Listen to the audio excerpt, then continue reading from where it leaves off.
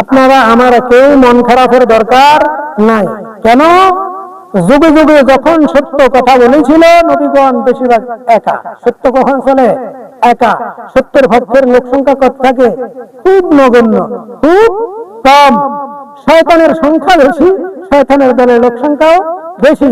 এটাও আল্লাহ পাকের একটা প্রেমের খেলা। কে জ্বালা যন্ত্রণা নির্যাতন অভিশাপ মানে চক্রান্তকারীদের চক্রান্ত, সন্ত্রাসীদের সন্ত্রাসী, কটুক্তিকারীর কটুক্তি থেকে নিজেকে ধৈর্য ধারণ করে কে সত্যের উপর প্রতিষ্ঠিত থাকতে পারে এই মানব জীবনে? আমার কাছে সত্য নিয়ে হাজির, সত্য পবিত্র আত্মা নিয়ে, পবিত্র জীবন নিয়ে কে আমার নিকট হাজিরে দিতে পারে? মালিক এই প্রেমের খেলাটুকুই চায়। এজন্য বহু নবী একা। আমার নবী কামলিওয়ালা যখন মক্কা প্রথম দাওয়াত দিয়েছিল, বড় কঠিন অবস্থা, তার উপর কত নির্যাতন, উটের নারী পর্যন্ত তার ঘাড়ে তুলে দিত, বহু নির্যাতন করেছে। তাকে নির্যাতন করতে করতে শেষ পর্যন্ত হত্যা করার পর্যন্ত সিদ্ধান্ত নিয়েছে। শেষ পর্যন্ত আল্লাহর আদেশে আমার নবী মক্কা থেকে মদিনায় হিজরত করে। সেখানেও কাফের বাহিনী নবীকে, নবীকে কারো লাঞ্ছিত ছিল, কারো ভাতের ভাত খেয়ে নিয়েছিল, কারো শরীরের, অথচ মক্কার কাফেরেরাও নবীকে কি আলামিন বলেছে। সেই নবীকেও তো হত্যা করার চেষ্টা করেছে, সেই নবীকে দেশান্তর করেছে। সেখানে গিয়েও তাকে শান্তি থাকতে এনে তাকে মারার জন্য সৈন্যবাহিনী আক্রমণ করেছে, বহু কৌশল করেছে। শেষ পর্যন্ত একটা করুণ কাহিনী বলে, আমার নবী দুনিয়ার জমিন থেকে যেদিন চলে যায়, 3 দিন কেন নবীর দেহ মুবারক এই জমিনের উপর পড়েছিল। ওনার শেষ কৃতকার্য লোক সংখ্যা পাওয়া যায়নি, অথচ সেই সময় মদিনায় 40,000-এর উপরে মানুষ ছিল। তাহলে তাদের মধ্যে বহু লোকে যদি ইসলাম গ্রহণ করেছে, কেউ কোনো কৌশলে, কেউ কোনো স্বার্থের আশায় করেছে, কিন্তু শেষ পর্যন্ত তারা মুনাফিকের দরজায় রয়ে গেছে। এইরকম এই ওলি আল্লাহর দরবারেও বহু থাকবে। যুগে যুগে বহু ওলি আল্লাহ একা সত্যের দাওয়াত দিয়ে গেছে। সত্য যদিও কেউ আসলে বিভিন্ন স্বার্থের কারণে এসেছে, দুনিয়াবী লোভ লালসা নিয়ে এসেছে, হয়তো সেই লোভ লালসা পূর্ণ হয় নাই, স্বার্থ পূর্ণ হয় নাই, তখন অনেকে আস্তে আস্তে আলাদা সরে গেছে।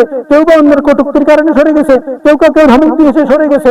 তবুও যারা তাদেরকে আল্লাহ সত্যের পক্ষে কবুল করেছে, দাওয়াত দিয়েছে, তারা সত্যের উপরে প্রতিষ্ঠিত হয়েছে।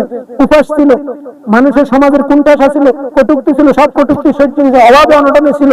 তবুও যারা সত্যের পক্ষে আল্লাহ তাদেরকে কবুল করেছেন, সকল অভাব অনটন সহ্য করে, কটুক্তিকারী কটুক্তি সহ্য করে, নির্যাতন সহ্য করেও তারা সত্যের উপর কি ছিল? প্রতিষ্ঠিত ছিল। আর যাদেরকে আল্লাহ কবুল করে নাই, যদিও তারা কখনো ক্ষণিকের সময় এসেছে কিছু স্বার্থের উদ্দেশ্যে, কিছু লোভ লালসার উদ্দেশ্য নিয়ে, সেই লোভ লালসা পূর্ণ হয় নাই, স্বার্থ পূর্ণ হয় নাই, বুঝতে হবে আল্লাহ তাদেরকে এই সত্য পথে কবুল করে নাই, এই জন্য তারা আবার পিছিয়ে চলে গেছে। যারা সত্য পথে একবার এসে আবার চলে গেছে, এরা মুনাফিক। আবার বুঝবো আল্লাহ এদেরকে কবুল করে নাই। আল্লাহ যাদেরকে সত্যের উপরে কবুল করেছে, সে যতই কটূক্তি করুক আর যে যতই নির্যাতন করুক, সে কখনো সত্য থেকে বিচ্যুত হবে না। সে সত্যের পথে প্রতিষ্ঠিত অবিচল থাকবেই।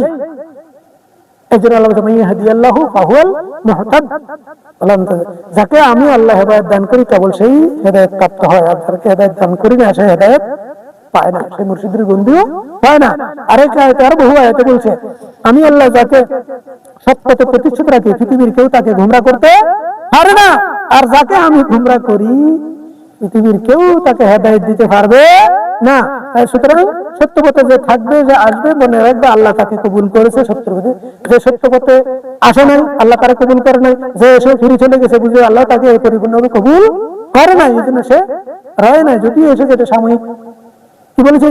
আল্লাহ বলছে, আমি যাকে হেদায়েত দেই তাকে পৃথিবীর কেউ গোমরা করতে পারে না, আর যারা আমি গোমরা করে রাখি তাকে পৃথিবীর কেউ হেদায়েত দিতে পারে না। তাই যুগে যুগে সত্যের পক্ষে লোক সংখ্যা খুব কম থাকবে, সত্য বড় একা। যেমন রাসূল যাওয়ার বেলায় দেখাই গেছে, এবং কারবালার জমিনেও শেষ পর্যন্ত এত লক্ষ লক্ষ নবী মুসলমান পৃথিবীর জমিনে রেখে গেছে। আজকের কারবালার স্মরণে দেখো, ইমাম হোসেন কি একা? হ্যাঁ, কি বলো? নবী লক্ষ লক্ষ, কারণ বিদায়ের ভাষণে নবী 1.25 লক্ষ সাহাবী নিয়ে কি করেছে? হজ করেছে। অথচ কারবালার জমিনে ইমাম হোসেন একা। তাহলে সত্য একা, বুঝতে পারছি? মুসলমান বেশ ধরেছে, এরাই তো মাওলা আলীকে হত্যা করেছে, মুসলমান বেশধারীরাই। আজকের যুগে বহু অলি থাকবে একা। আজকে এই স্মরণে কত মানুষকে আমরা দাওয়াত দিয়েছি, বহু মানুষকে দাওয়াত দিয়েছি এই কারণে। আজকে আমরা কয়জন? সহজ ভাষায় সত্যের সংখ্যা খুব কম থাকবে। কখনো কখনো সত্য একাও হয়ে যায়, সত্য একা। বুঝতে পারছি? আল্লাহ যাকে কবুল করেছে এবং সে জীবন তার কি, যা আল্লাহ তাকে কবুল করেছে সে কি ধন্য, তার জীবন ধন্য। আর যার নসিব হেদায়েত হয় নাই, মাওলা আলীর পক্ষে, আহলে বাইতের পক্ষে, ওলি আল্লাহর পক্ষে যে আসতে পারে নাই, সে দুর্ভাগা, কপাল করা। আর যারা এখনো হয়তো আসার চেষ্টায় আছে, যদিও তারা, আমরা দোয়া করবো আল্লাহ যেন সাধারণ মানুষকে হেদায়েত দিয়ে আহলে বাইতের পক্ষে কবুল করে, বলে আমিন।